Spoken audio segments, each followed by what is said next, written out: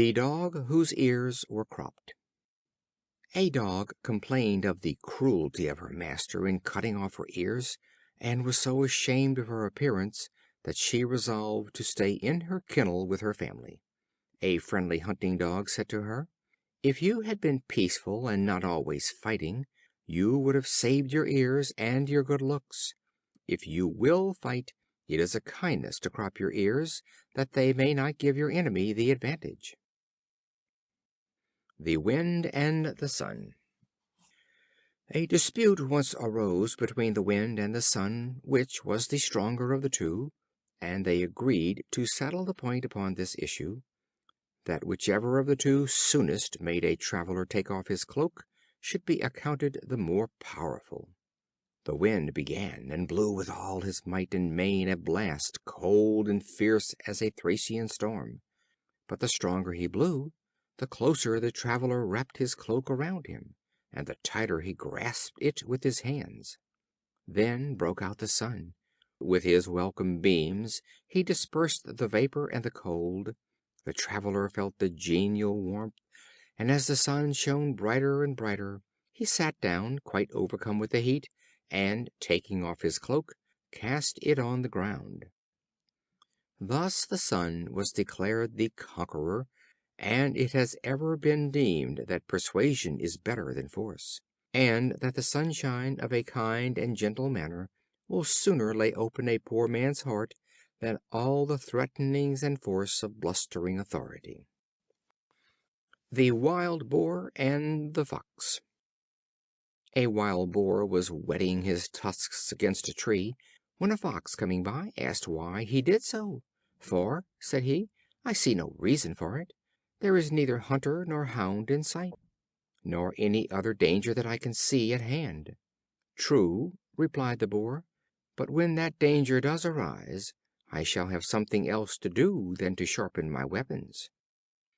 It is too late to whet the sword when the trumpet sounds to draw it." The Hunter and the Wolf. A greedy hunter one day shot a fine deer, and ere he could dress it, a pretty fawn came that way, and an arrow brought it to the ground. A boar now chanced to be passing, and the hunter wounded it so that it lay upon the ground as if dead. Not satisfied with this game, he must needs pursue a partridge that came fluttering near, and while he was doing so, the wounded boar regained enough strength to spring upon him and kill him. A wolf came that way, and seeing the four dead bodies, said, "Here is food for a month, but I will save the best, and be content today with the bowstring." But when he seized the string, it loosened the fixed arrow, which shot him through the heart. The greedy man and the miser cannot enjoy their gains. The Astronomer. An astronomer used to walk out every night to gaze upon the stars. It happened one night that, with his whole thoughts wrapped up in the skies, he fell into a well. One who heard his cries ran up to him and said, "While you are trying to pry into the mysteries of heaven, you overlook the common objects under your feet." We should never look so high as to miss seeing the things that are around us. The Bull and the Frogs. Two Bulls lived in the same herd, and each aspiring to be the leader and master, they finally engaged in a fierce battle. An old Frog, who sat on the bank of a stream near by, began to groan and to quake with fear. A thoughtless young Frog said to the old one, "Why need you be afraid? What is it to you that the Bulls fight for supremacy?" "Do you not see," said the old Frog, "that one must defeat the other, and that the defeated Bull, being driven from the field, will be forced to stay in the marshes, and will thus trample us to death?" The poor and weak are often made to suffer for the follies of the great.